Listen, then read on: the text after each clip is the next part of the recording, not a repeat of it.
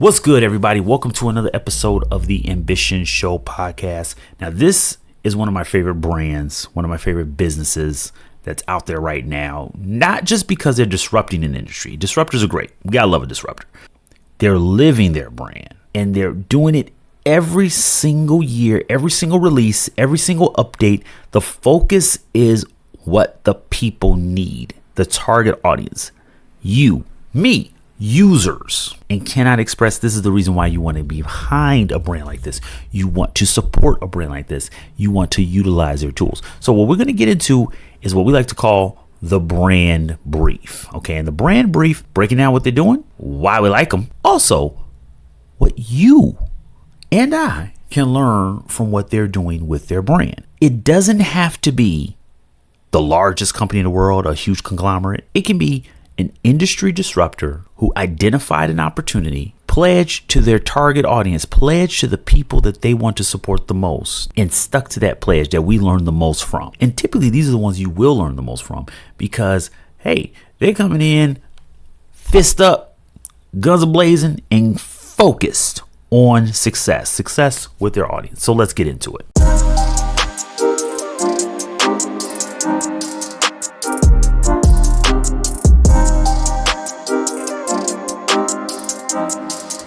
And to get to the core of it, we got to go to the origin of Canva in the early days of low code, no code. Now, Melanie Perkins and Cliff Ulbrich were initially based in Perth, Australia. Perkins claims that she was rejected by over 100 local investors in Perth when she was trying to start up Canva. And after meeting several significant players in Silicon Valley, which took quite some time, Perkins Ulbrich eventually built out the rest of the founding team of Canva. Canva was founded in 2012 by Melanie Perkins, Cliff Ulbrich, and Cameron Adams in Australia. But the idea started way earlier. You see, Melanie was a 19-year-old student at the University of Western Australia teaching classmates how to use Adobe design tools. Oh yeah, I said it, Adobe design tools. And she quickly realized these tools were overwhelming and increasingly inaccessible to most beginners. And sadly, that has not changed that much. Keep this in mind, y'all.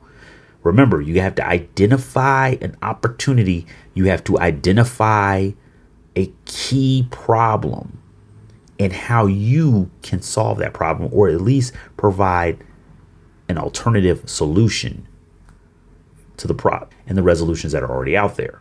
So what did she do?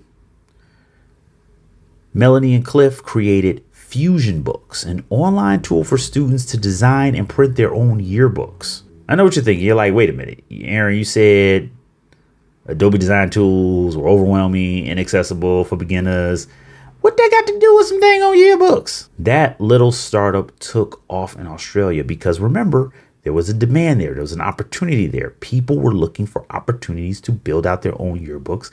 And frankly, the tools that were already there were making it a little challenging for them to do so. Proving there was a demand for user-friendly design software. Once again, going back to what started it, overwhelming and inaccessible for beginners. But Melanie had bigger dreams, and that makes sense, right? You start off small, you start off with a core value and a core offering, and then how can you build it out from there? A one-stop shop design platform for everybody. Now, I'm going to call something out real quick. This is around the time 2012, 2013, 2014.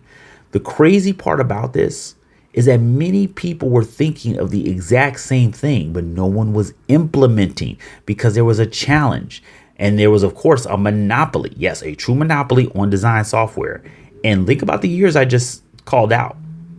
Between 2010, 2015, we had seen significant strides online where online virtual digital content was just going to grow and increasing the need. So people needed to be able to create content fast and have access to some high level software as soon as possible.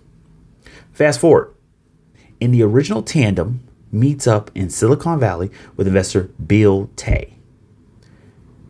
Now this is a key point. They met him at a kite surfing retreat. That's right, I said it.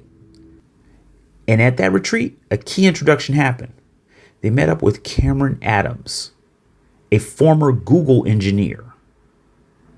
Now think about that. Remember, one of the cornerstones of Google initially was to make information accessible to all. Accessibility. In this case now, design being accessible to all. Perkins, as the CEO of one of the few unicorn startups that is actually profitable, right? This is significant on a level beyond what most people credit with Canva. It's one of the few startups that has been profitable for quite some time. And this is where that term unicorn comes from, but a profitable unicorn. In November 2023, Forbes estimated that Perkins' net worth was at $3.6 billion. And she is still the CEO.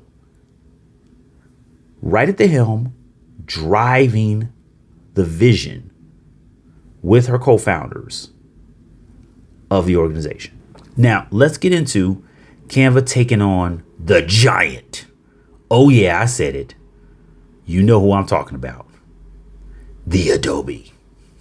Unlike some Adobe tools, what you find on every screen of Canva is a very intuitive interface with very clear, bold instructions on how to use the tool, what it's doing while you're working within the tool, and most importantly, incredibly easy to navigate.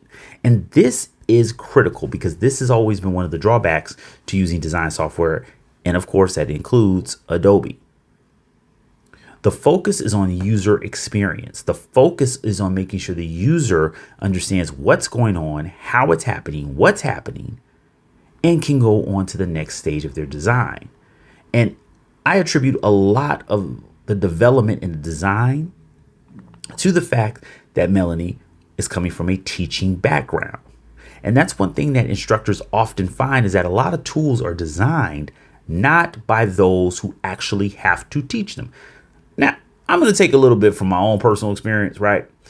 And when I was training on how to use certain proprietary software and platforms that my teams used to develop when I worked in corporate America. And that was one of the problems we often found is that a lot of developers didn't understand the tool itself. They understand it from a programming perspective, a design perspective, and designing from the perspective of how to code it, how to develop it, not necessarily designing it with the person and the user fully in mind. It took a lot of effort to get them on the same page as the end user. And unfortunately, a lot of end users didn't have the technical knowledge to really get in there and understand what was going on under the hood, as you may say. So it was a constant back and forth of making sure we're bridging that gap. Now, of course, the teams that I work with, we did this. But the cornerstone of it all was, number one, the user experience. And that is what Canva leads the way in. And that's why it has grown so fast. And most importantly, that's why it's profitable, because people see the investment and they see the return on the investment. Since its inception, Canva has become a beacon of creativity, empowering almost every small business owner, every entrepreneur, every design professional that pretty much comes into account the tool, right? You can find an element, a template, something that works for you. And yes, I mentioned templates because once again, that empowers designers to create templates to make it even easier for users. Sorry, ain't no other design software out there doing it like that. I'm just going to be real. And anybody, you got a name? Let's go. Let's challenge. Let's get it talking. Let's get it cracking. Let's talk about disruption. Canva didn't just enter the design world. It helped redefine the design world. And that is a critical component to understand. Whenever you get into a market, whenever you get into an industry, and you have an opportunity to change the way people understand the way it works. Hey, let's keep it a bean. There's only a few that have done this. Nike, that is one of them, clearly.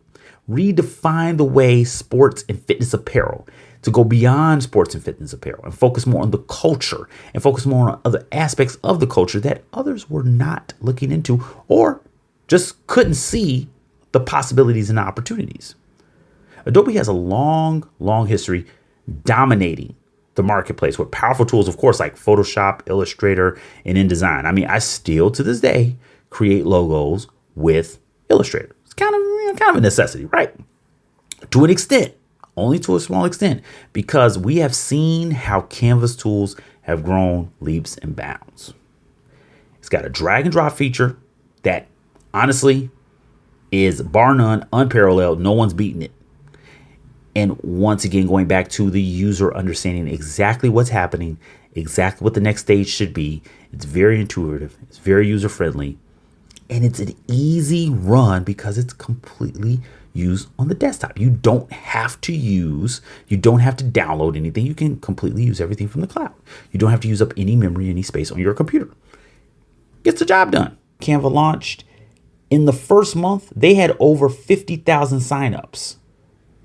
Okay, so in this time period where they're thriving as they come out the gate, because by 2018, they became Australia's very first unicorn of the year. And in 2023, they hit over 135 million monthly users. And it hasn't slowed down yet.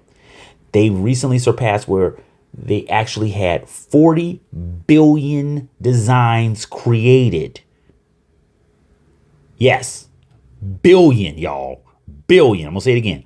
Billion with a B. That is crazy. And it just keeps growing. Not to mention one of the key aspects which goes into the core values, and that is the platform is devoted to educators, designers, entrepreneurs, small business owners, anyone who wants to design. It's devoted to you. So however you're seeing it work within your current position, a future position, your job, I gotta admit, it's doing it very well. For major corporations such as Zoom, Salesforce, even Disney, Canva became a major tool of choice specifically to communicate not only within its team, but also to external partners, which is critical because if you are Disney, you're Zoom, you're Salesforce, you're a major corporation like this, and you're entrusting basically a brand new startup to be your core communication tool, it says a lot about what it does. It says a lot about the values it has and who else believes. But that's more about the origin, of course, its impact on the industry. Let's focus on where that impact of the industry really comes from in its brand values and how it lives its brand values. I'll start off with how it's impacted me as a business owner. So as an entrepreneur, I can tell you right now, one of the toughest points is always trying to not only share, proof of concept, drafts with clients. That doesn't take a lot of time, that it's easy for them to understand, and they can look at works in progress. That way you don't waste time trying to constantly, render a finished product to where they can open up and see it. And let's be real. Sometimes that can get a little annoying if you're constantly having to open up PDFs or, Photoshop files, InDesign files, Premiere Pro files, what so have you. With Canva, it made it really easy to share and connect with your clients. And that's one of the benefits I saw immediately.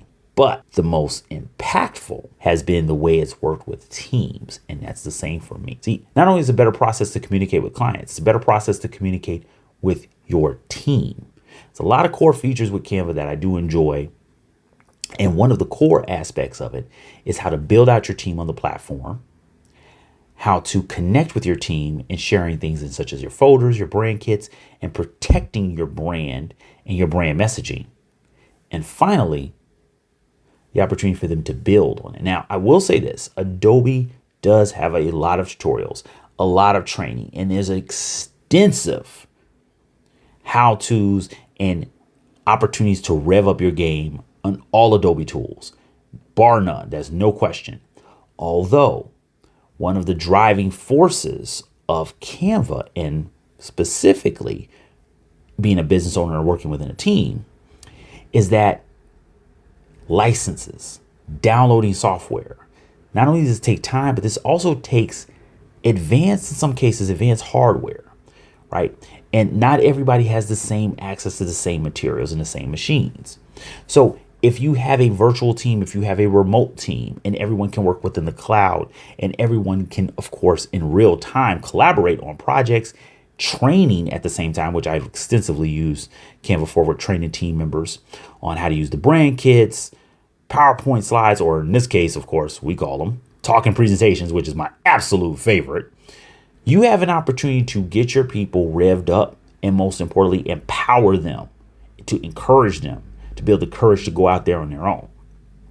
I love that about it. And once again, I go back to the fact that this platform was developed by people with a teaching background, with a focus on information sharing background. And you can clearly see it in what they do. Not to mention core value, empowering the world to design.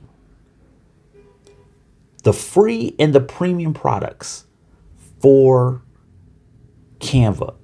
Absolutely astounding of how much you can do for free.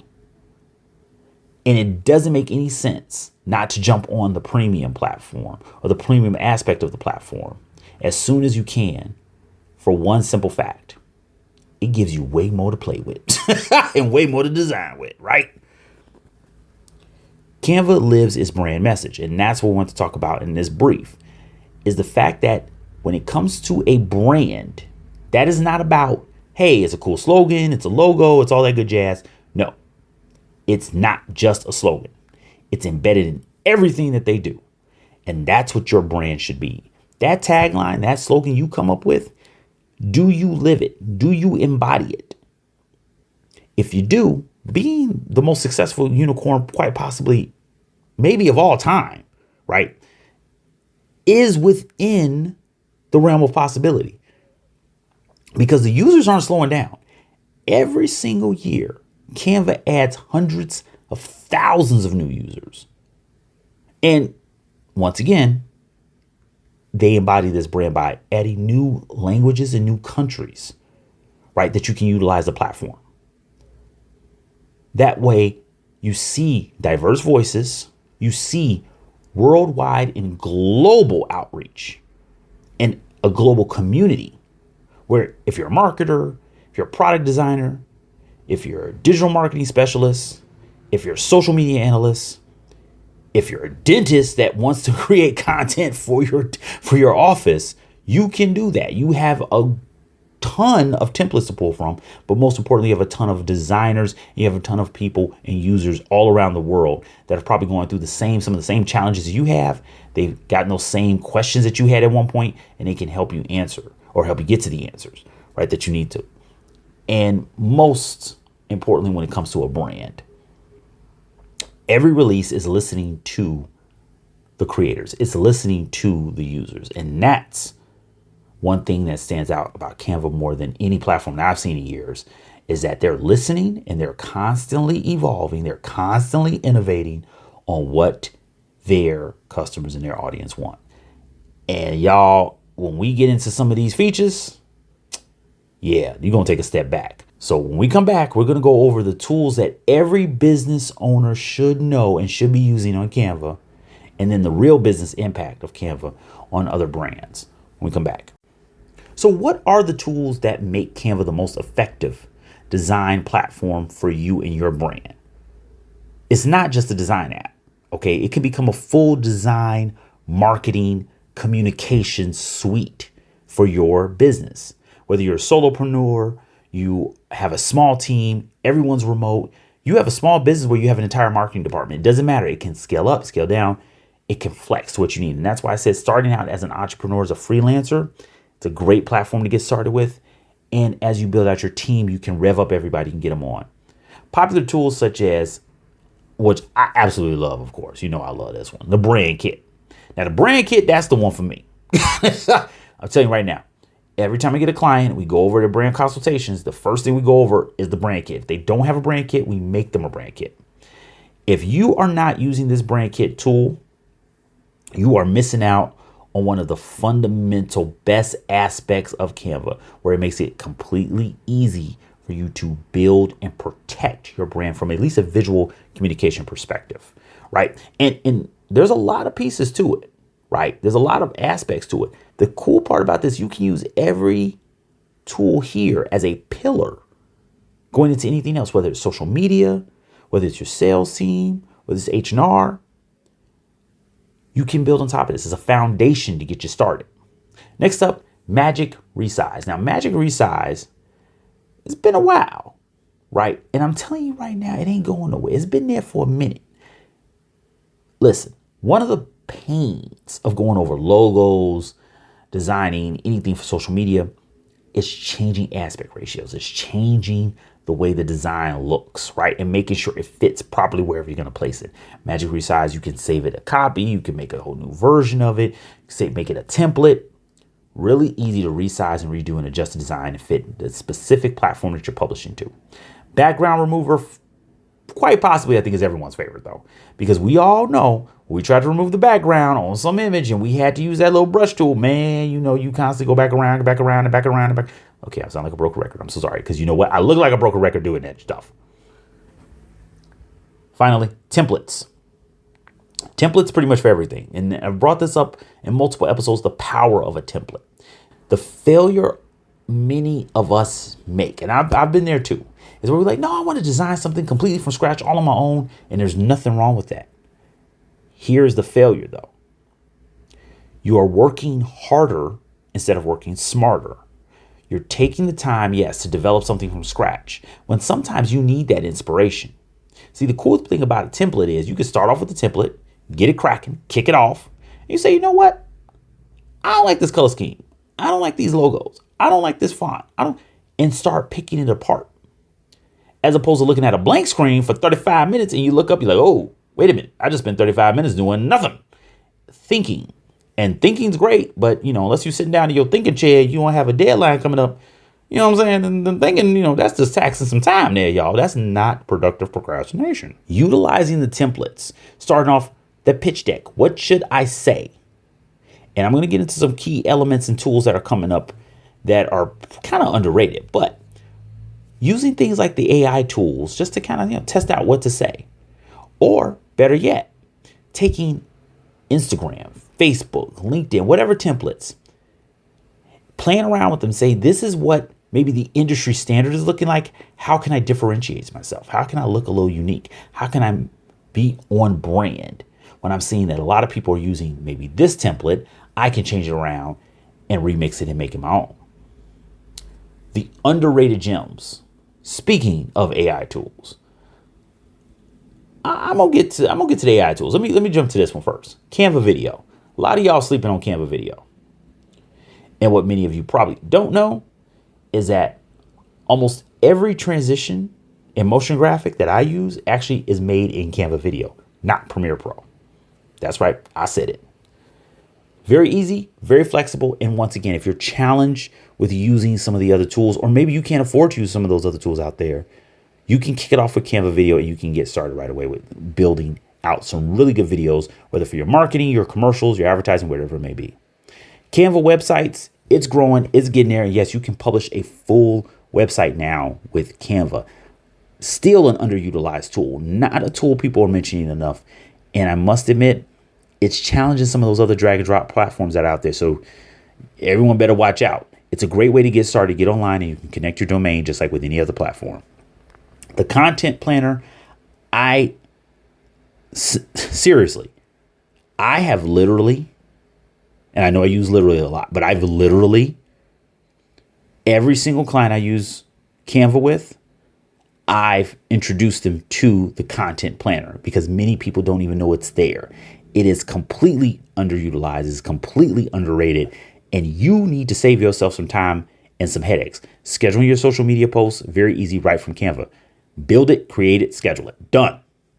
Canva Teams. Once again, I use this to collaborate with my teams all over the world. And you can do the same. And you should be doing the same. The more we have remote teams, the more we have people with just crazy schedules. And hey, life happens, right? It's an easy way to keep everyone on the same page and collaborate very easily. Everything from the whiteboard to the talking presentations to logos, you can collaborate on every single design in every single app. Finally, Canva Print. Design it, print it, get it done, out of the way. And as I mentioned, Magic Write, Magic Design, some of those AI tools that are there to get you started. Here's the great thing about what I've always seen about AI. And I know people, they want to push back and they want to say AI is taking jobs. And don't get me wrong, we all see the challenges. We're all kind of freaked out, right? But with a little education, a little knowledge, we can go a long way. And we can deep dive and we can learn more. The key is that we're going to use things to our advantage. If you are a graphic designer, if you are a marketing professional, if you're a small business owner, Save yourself the time. Using tools like Magic Write, using tools like Magic Design saves you that time. You have hundreds of millions of stock photos and, of course, videos to pull from. Start plopping them in design, playing around with the terminology, playing around with the words that you need to get that advertisement out there, to get that post out there, right? Come up with a bunch of mock-ups quickly. Test and see what your team likes, and then refine, double down on what's working. That's really what all these tools are here for, and real impact on businesses. So we've seen this, right? We've heard about all the time, oh, this brand helped this major corporation, helped this small business, but you don't get the nitty gritty of the stories. F45 Training, the franchise, uses Canva for all of their design and on-brand marketing, right? And we're talking about people who probably have never touched a Photoshop, InDesign, any design software, okay? Are able to get their brands online, get their brands out there, whether it's their email marketing designs. Oh yeah, it integrates with quite a few email marketing platforms, by the way. Their social media posts, their print designs, just to get the name out there, but to stay on brand and to keep a consistent message. Not to mention conglomerates like Disney, okay, and Salesforce are using all of the design tools in Canva to connect with their teams, to market and pitch their brands, and overall stay on brand in all their communications. Think about it this way. There are literally designs on Disney Plus. There are literally designs in advertising and marketing materials that you've seen from Disney, from Salesforce, that were created in Canva. And you have that same platform at home. When you think about things from that perspective, think about the power that you have to get your message out there, to communicate and connect, and maintain brand consistency and build a relationship with your audience. That's real business impact. All in all, what we're seeing is to not only be, and let's get away from some of the terminology, right? Unicorns and startups and all that stuff, to be an impactful business, to be an impactful brand on your audience and in your community. You have to live what you say. You have to live it every day. I did not mean for that to rhyme. But it did, and it sounded good, and we're keeping it in. Dang right. Let's get it on. The brand values can't just be a slogan, can't just be in your logo. It can't just be on every bag or every purse or every shirt or every hat or whatever promotional materials you're going to print out. You have to live it through and through. You see, Canva was started by educators. Canva was started by people who saw an opportunity to help their community. And that community was people who just wanted to produce better designs, but they needed to be accessible. They needed to be a platform that they can literally just jump in, start creating, test things out, and see what works. Identify and build, and just keep designing and be creative. What does your brand stand for? What are your core values? Write that down right now. My core values, my brand core values. Seriously, write it down right now. Get to it.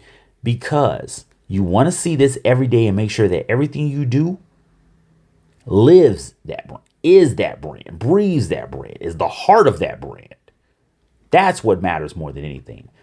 Because let's be real. There's a lot of money being thrown around in some corporations that you will never hear of because they don't live their brand day in, day out. It fizzles away, and they did not focus on becoming a solution to a problem and listening to their audience. And with that, y'all, thank you so much for joining us for another episode of the Ambition Show podcast. And this was a brand brief for Canva. Now, once again, Canva story is the blueprint that many ambitious small business owners and entrepreneurs kind of want to follow. They identified a problem. They bringing in their core values to address that problem, to become a solution for a community that is building around the issues that they're having of what's out there in the current landscape. Maybe it's a product, maybe it's a service. What can you do? What audience can you serve, and what audience can you bring value to? What audience needs you as a solution that you can help out? And you will become a valuable and integral part to how they do business. I mean, think about how many companies have started because Canva existed. And think about how many companies have thrived and evolved because Canva exists right now, right? We've gone to major conglomerates to small businesses all over the world that leverage this one platform. What could you do? What can you provide? What can you bring to the table?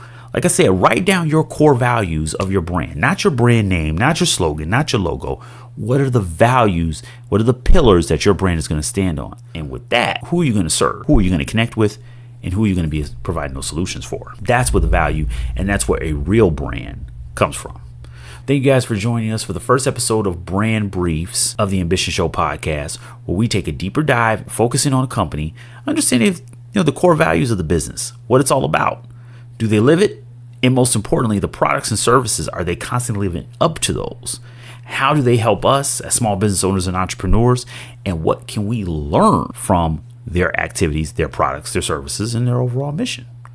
Well, this was Canva. I love it. Hope you guys love it too. Drop a comment of a business that you would like us to take a deep dive into. Maybe it's another SaaS, it's a design company. Maybe it's a franchise. How do they live their brand, and how do they serve us as entrepreneurs and small business owners? And hey, let's be honest, we got to look at it with critical eyes. So maybe there's some opportunities of improvement, and we could be dropping them in that next episode. But with that, don't forget to like, share, and subscribe the Ambition Show podcast on YouTube. Thank you so much for joining us for this episode of Brand Briefs, the first of many. I'm your host, Aaron Muhammad. Best to you and yours. Peace. I got to design some stuff, so peace out. Once again, I got to get to work, actually. I really do. No, I'm serious. I got to get to work. Bye.